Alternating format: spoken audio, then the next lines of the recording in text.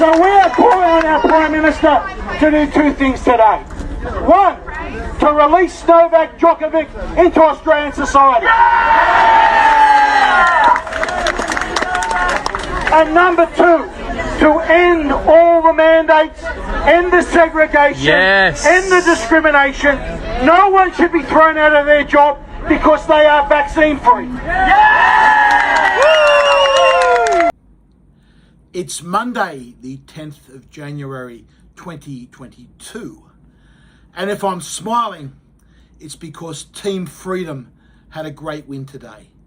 A great win with the court case involving Novak Djokovic. The decision of the judge, 6-love, 6-love, 6-love to Mr. Djokovic.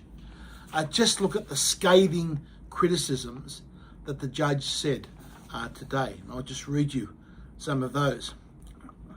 The court heard when prompted to provide proof that Mr. Djokovic had uploaded the medical exemption document from the Chief Medical Officer at Tennis Australia.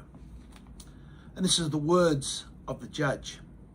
Here, a professor and an eminently qualified physician have produced and provided to the applicant, that's Djokovic, a medical exemption. The judge went on further. He said, further to that, that medical exemption was on the basis on which it was given, was separately given by a further independent expert specialist panel established by the Victorian state government. And that document was in the hands of the delegate, which of course is the federal government. And the judge also said, in a direct quote, the point I am agitated about is what more could have this man done? He said, game, set and match to Djokovic. Now this shows that the federal government has been playing politics with COVID. Tonight, following that judge's decision, under the Westminster system, the minister involved in this should resign immediately. Her resignation should be on the Prime Minister's desk before midnight tonight. And the Prime Minister of this country should get up and apologise to the entire world. He should apologise to the nation for embarrassing Australia in front of the world through playing politics with COVID. I called this out many days ago, that this was an appalling and disgusting decision by our Prime Minister that had brought shame upon our nation. And that's exactly what has played out in the courts today. Now, all this could have been avoided if the government had passed my no domestic vaccine passport bill. The initial villain in this is the Victorian government, because there is simply no justification whatsoever to discriminate between vaccine-free people and those that have injected this substance into their body. We should not discriminate against them.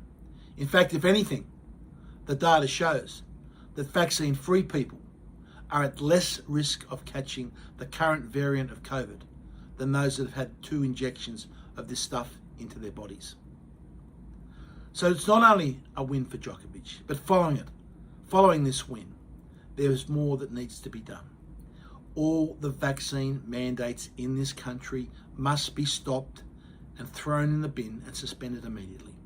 No one in Australia should fear losing their job or be thrown out of their job because of their COVID vaccination status. If you are vaccine free, you should be free to work in your occupation of choice. We've also got to tear down these barriers that are across Australia at the moment. There should be no excuse that a person cannot travel anywhere in Australia because of their vaccination status. People that are vaccine free do not need to be segregated or discriminated against, and they should be free to travel across all points of Australia. So let's hope tonight the Prime Minister offers an apology to the world and to the nation for the embarrassment that his government has caused. And let's hope that under also the Westminster system, Ultimately, the minister should fall on her sword and resign tonight.